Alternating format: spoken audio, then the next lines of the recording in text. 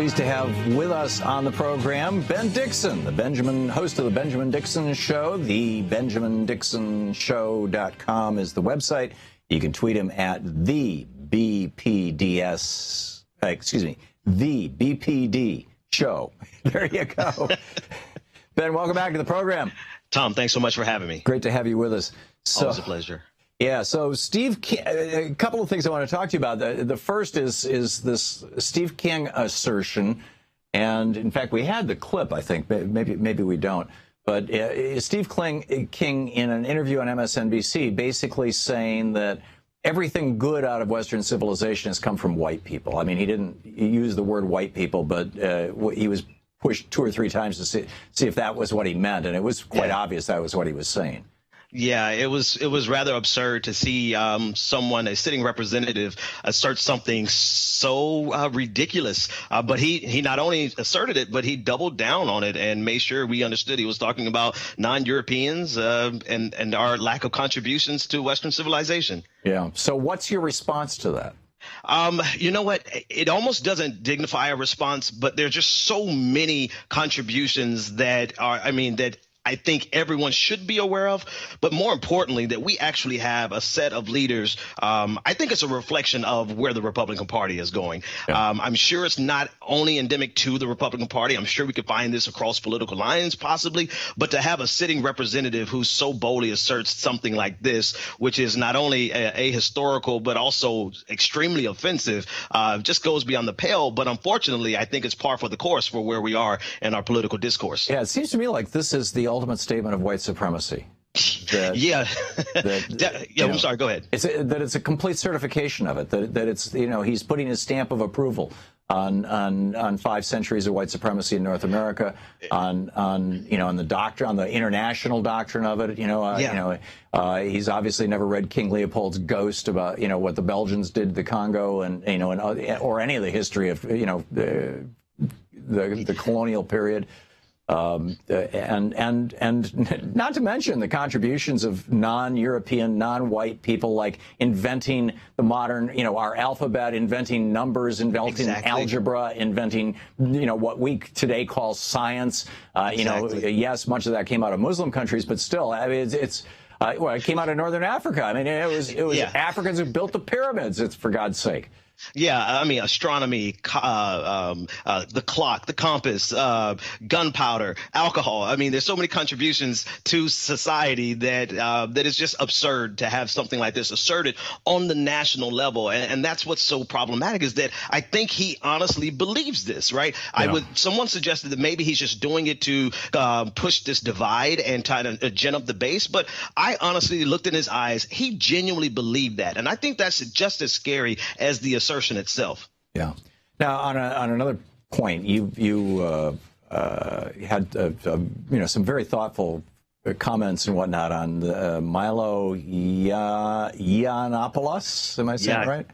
Your guess is as good as mine. Okay. This guy who was basically harassing Leslie Jones, one of the female stars in Ghostbusters. There's sort of like the Gamergate. There's this, male blowback against, women being in positions of, in the gaming community. In this case, a female star for what had been a movie that had men, or mostly men starring before.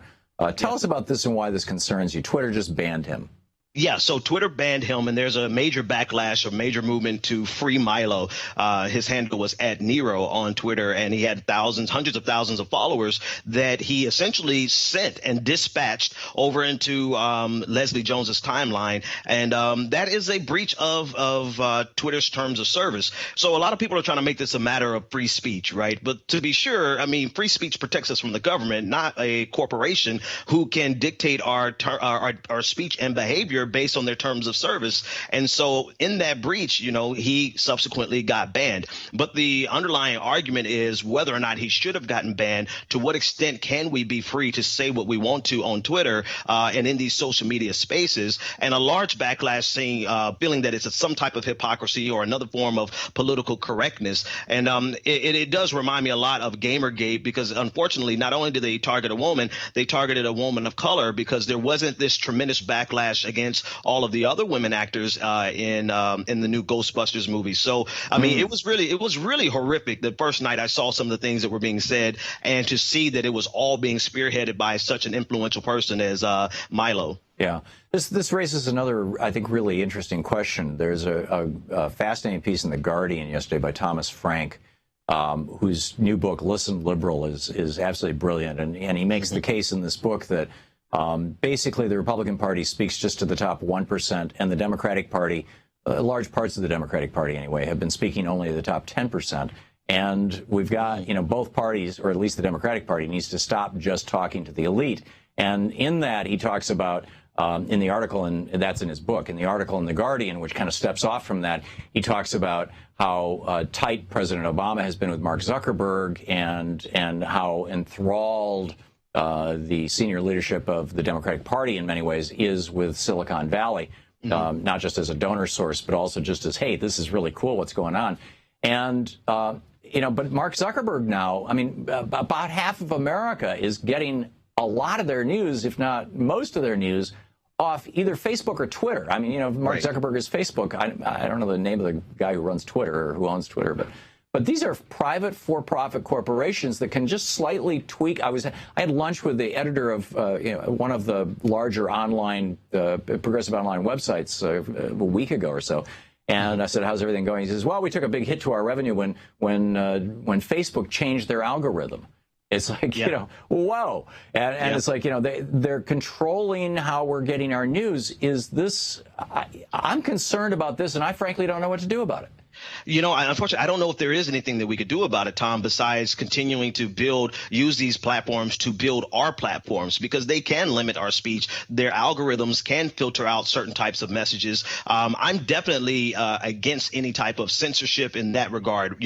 Allow things to come into my timeline, into my feed, based on who I follow, not based on what you think I should get. That's very problematic. I think there's a small distinction between the type of censoring that they've done with their algorithm, particularly the story of the conservative issue on Facebook. They were filtering out, or allegedly filtering out, conservative media. Something like that definitely goes beyond the pale, and it doesn't benefit progressivism any more than we would want it to. But, in the case with Milo and Leslie Jones, it was they feel it was censorship, but, we had that intersection of our freedom to express ourselves as well as our freedom to exist in a space without harassment. So they're definitely interesting times for from a political and technology perspective. Yeah. Well, we have a legal right to exist without harassment. I mean, we may not be able to assert that Facebook or Twitter have violated our First Amendment rights of free speech, and Milo can't, because free speech doesn't apply to, the First Amendment doesn't apply to for-profit corporations. But harassment in any venue is a crime, is it not?